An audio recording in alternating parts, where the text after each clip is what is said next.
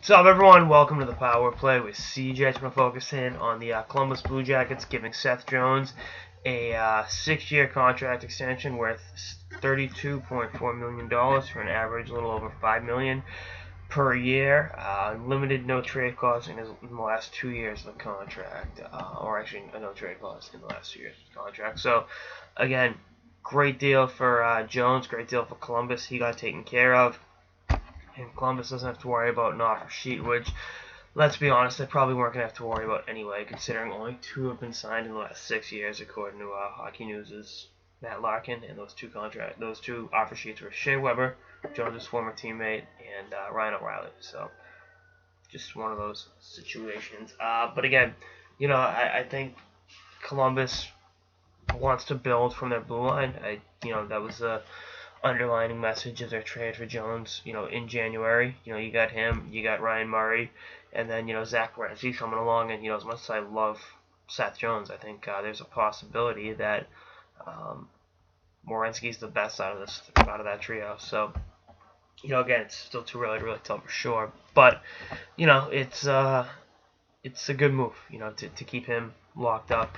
They've got some really good young players, and if they're able to kind of piece it together, I think they could definitely be back in the Eastern Conference playoff push next year. That being said, right now they're over the salary cap, which for a team that kind of sucked last year, not a good situation to be in. Just throwing that out there. So they're gonna have to wheel and deal. They're gonna be begging teams to take Scott Hartnell off their hands. Him, David Clarkson, I'm sure, if they can't get him on LTIR. There's going to be a lot of guys that are going to be looking. They're going to be looking to dump on other teams. Fedor Tootin, who had 3 points in 61 games last year. I knew his numbers were bad. I didn't realize they were that bad. Holy shit! But we'll see. We'll see what happens. This summer with Columbus. Again, I think their primary objective was to make sure Seth Jones is locked up and taken care of. That's all set.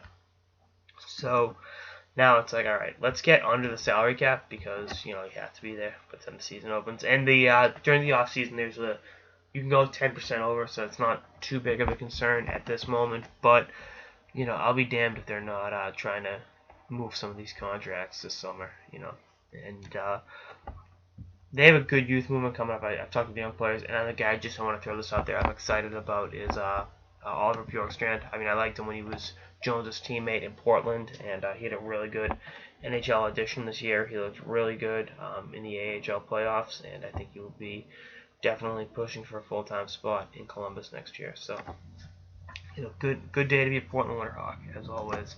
So, bottom line, I love the Seth Jones deal for him. I love it for Columbus. Now, if Columbus can just get under the salary cap, they will have had a solid offseason. Anyway, that's all I got this episode of the Power Play with CJ. Stay tuned for more episodes throughout the off season and beyond. Later, guys.